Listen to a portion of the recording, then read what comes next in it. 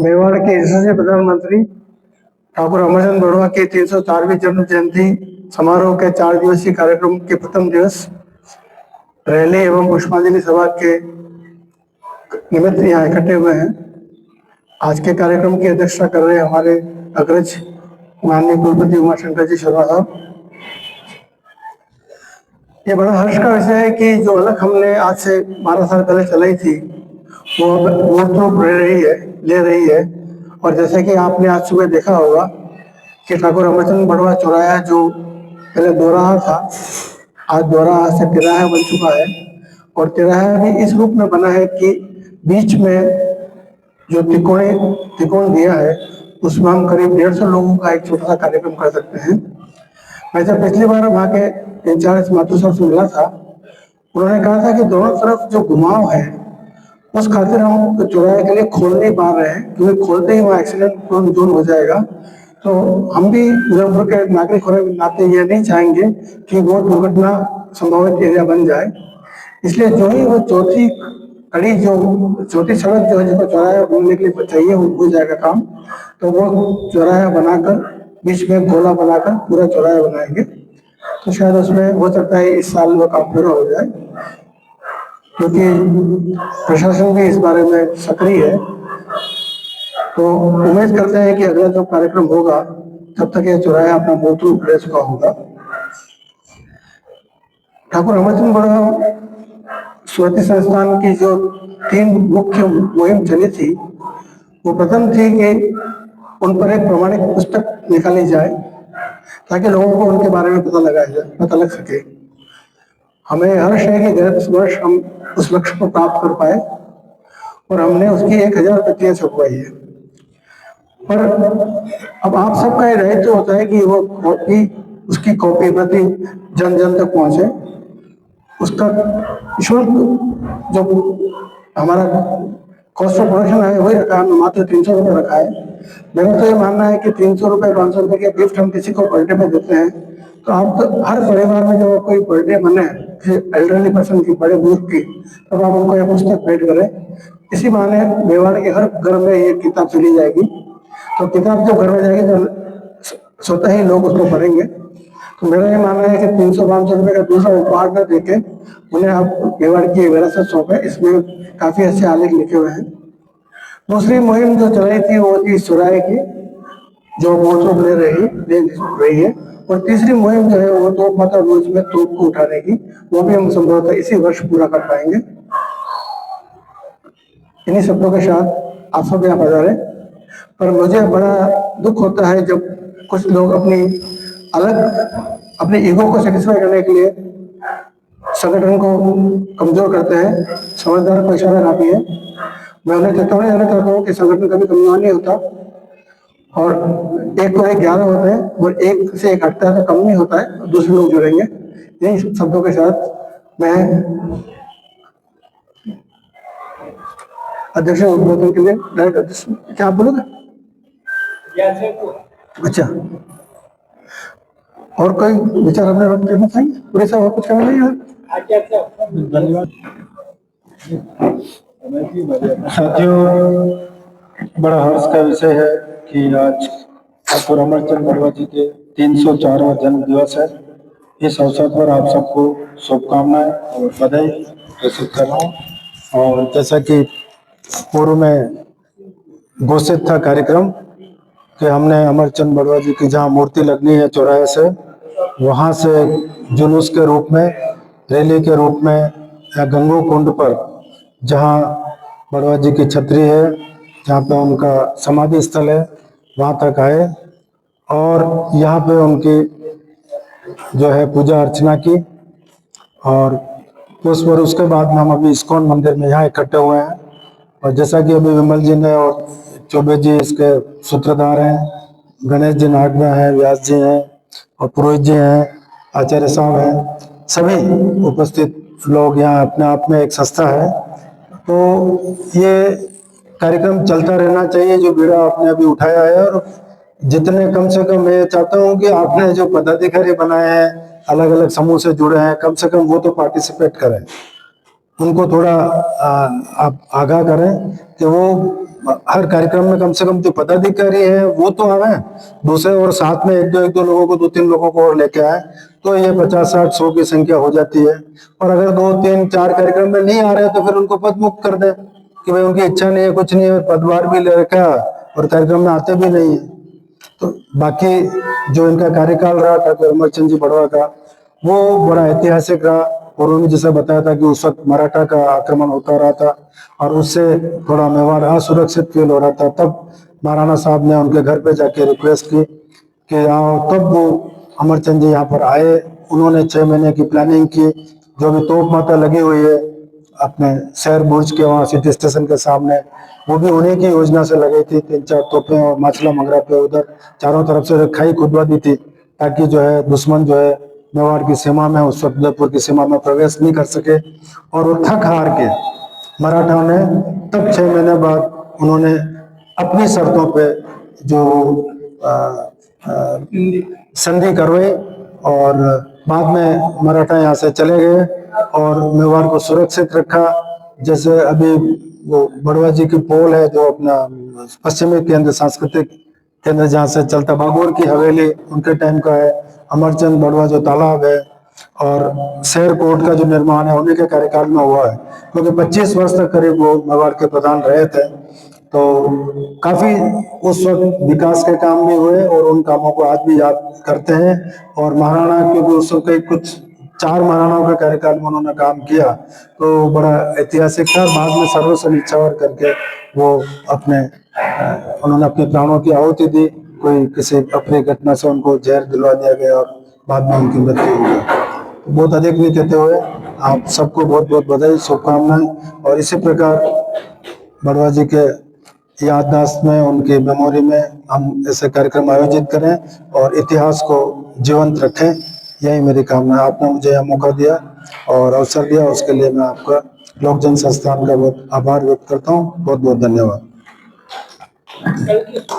कार्यक्रम हम यही समाप्त करेंगे। कल शनिवार 12 तारीख को 10:30 से जनार्दन राय नागर विद्यापीठ में जो बीसी सेक्रेटरीट है, वहाँ पे जो सेमिनार हॉल है, वहाँ पर एक संगोष्ठी का आयोजित किया गया है। उसका विषय है युग युगीन मेवाड़ में जल प्रबंधन। जैसा कि आप सबको विदित होगा, मेवाड़ में जल प्रबंधन दुनिया के दृष्टि से 500 वर्ष आगे चल रहा है। मेवाड़ की सोच इतनी आगे थी, उन्होंने आगे से 500 साल का प्रबंधन कर रखा था। पर हमें इसे आगे कैसे बढ़ाना है और कैसे इसको संरक्षित करना है, संबोधन करना है, इस पर ज्ञान जी सोनी अपना पावर पॉइंट प्रेजेंटेशन के माध्यम से एक लेक्चर देंगे। और राजेंद्र पुरोहित, ओझा साहब, मनीष आदि कुछ इतिहासकार भी अपनी अपनी कुछ चीजों के बारे में, जो उन्होंने कुछ नई रिसर्च की है या वो जो इम्पोर्टेंट पॉइंट्स है इन चीजों के बारे में, वो बताएंगे। तो आप सभी से अनुरोध है कि सुबह 10:30 बजे जनार्दन राय विद्यापीठ विश्वविद्यालय बीसी सेक्रेटरी बना रहे और इस संगोष्ठी में अपना ज्ञान अर्जन करें और कार्यक्रम को सफल बनाएं। 13 तारीख रविवार को सुबह सेनापति को सैनिक सलाम कार्यक्रम होता है, जिसमें हम उनको एक सैनिक के रूप में श्रद्धासुमन अर्पित करते हैं। और यह कार्यक्रम मिलिट्री और डिफेंस के लोग आयोजित करते हैं। इसमें भी आप पधारेगा। पहले तो माता पर उनकी पूजा होगी, उसके बाद नीचे जो हॉल है उसमें कार्यक्रम होगा।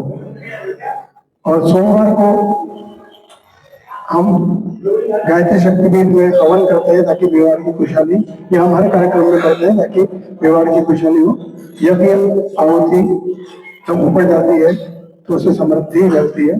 तो 14 तारीख को सुबह 8 बजे गायत्री शक्तिपीठ सर्वत्र उल्लास में आप पधारें और उसमें आहुति देकर मेवाड़ के जल कल्याण की भावना करें।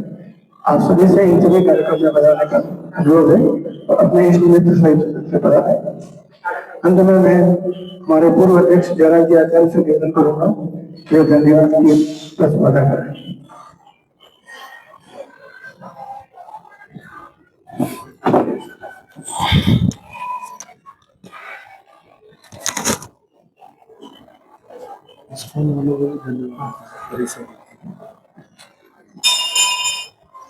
ठाकुर पंडित अमरचंद जी बड़वा के इस 4 दिवसीय कार्यक्रम के प्रथम दिन आज हम सभी लोग 100 फीट रोड पर तिराहे पर, जिसे हमने अमरचंद गढ़वा तिराहा घोषित किया है, उनकी स्मृति में वहां से एक रैली के रूप में चलकर और उनके स्मारक छतरी पर पंगु पर हम आए और आकर उनको पुष्पांजलि अर्पित करी। इस पुष्पांजलि अर्पित कार्यक्रम के अंतर्गत हमारे बीच आज के कार्यक्रम की अध्यक्षता कर रहे श्रीमान आदरणीय उमाशंकर जी शर्मा साहब, पूर्व कुलपति एमपीयूटी, और कार्यक्रम के इस संपूर्ण कार्यक्रम का आयोजन करने में हमारे अध्यक्ष डॉक्टर विमल जी शर्मा, आदरणीय जय किशन जी चौबे साहब, आदरणीय इतिहासकार जी शर्मा जी,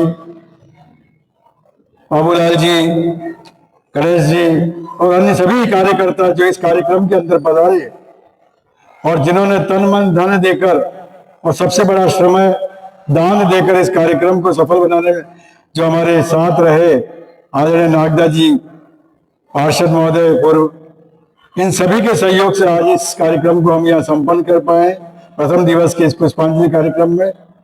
और ऐसे यशस्वी मेवाड़ के प्रधानमंत्री को याद करने का हमारा दायित्व बनता है, जिसने मेवाड़ के लिए अपना सर्वस्व न्यौछावर किया। और इस पुष्पांजलि कार्यक्रम में आप सभी पधारे और उन्हें जो पुष्पांजलि देकर उनके यशोगान करके जो हमने श्रद्धा सुमन भेंट किया है, उसके लिए मैं आप सभी का तहे दिल से पधारे हुए का आभार व्यक्त करता हूं और आशा करता हूं कि आने वाले 3 दिन के इस कार्यक्रम जो और हमारे 6 से 4 दिवसीय कार्यक्रम में, उन कार्यक्रमों में भी आप अपने इष्ट मित्रों सहित पधार कर उन कार्यक्रमों को सफल बनाने का प्रयास करेंगे। जय भारत, जय मेवाड़, जय हिंद। मैं विशेष तौर से इस्कॉन वालों का भी बहुत बहुत आभार व्यक्त करना चाहूंगा कि जिन्होंने हमें इस छोटी सी मीटिंग को करने के लिए स्थान यहाँ उपलब्ध कराया और जो सहयोग प्रदान किया, हम इनके ऋणी हैं। जब भी कभी ये हमें याद करेंगे, हम इनके कार्यक्रमों में कंधे से कंधा मिलाकर इनके साथ इस देश की समृद्धि के लिए, इस धर्म की संरक्षण के लिए और धर्म की रक्षा के लिए खड़े हैं और निश्चित रूप से हम इनके सहयोगी बनेंगे। विशेष तौर से इनका बहुत बहुत आभार। श्रद्धांजलि पुष्पांजलि कार्यक्रम में शामिल हुआ, बहुत सौभाग्य की बात है। और ये मंदिर मैं पहली बार देखा है, मुझे तो मालूम नहीं था उदयपुर में ऐसा ही मंदिर है। बड़ा वहाँ बन रहा लाभगढ़ के पास। हाँ बन रहा, पढ़ा था अखबार। आपके आदेश के अनुसार एक छोटा सा गीत उदयपुर के ऊपर है, सुनाता हूँ आप।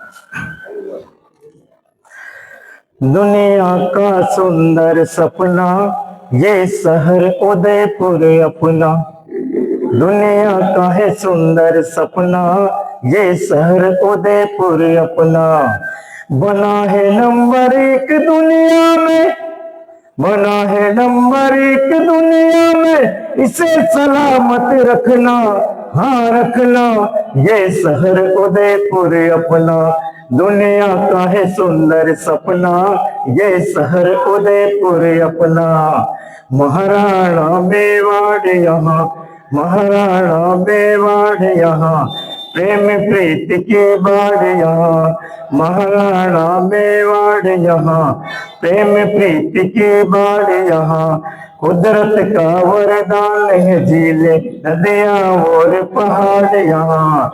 हरियाली खुशहाली इतनी, हरियाली खुशहाली इतनी, दिल को पड़े न तपना, हाँ तपना ये शहर उदयपुर अपना।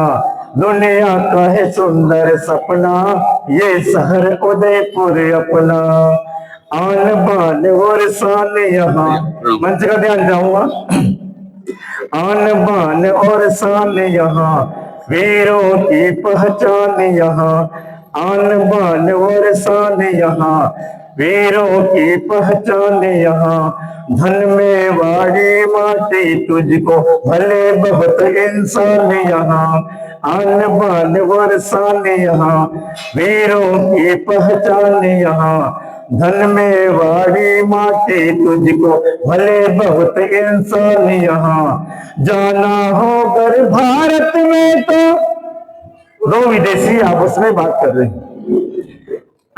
जाना हो अगर भारत में तो नाम यही जपना, ये शहर उदयपुर अपना, दुनिया का है सुंदर सपना। ये शहर उदयपुर अपना, दुनिया का है सुंदर सपना। ये शहर उदयपुर अपना। बहुत बढ़िया।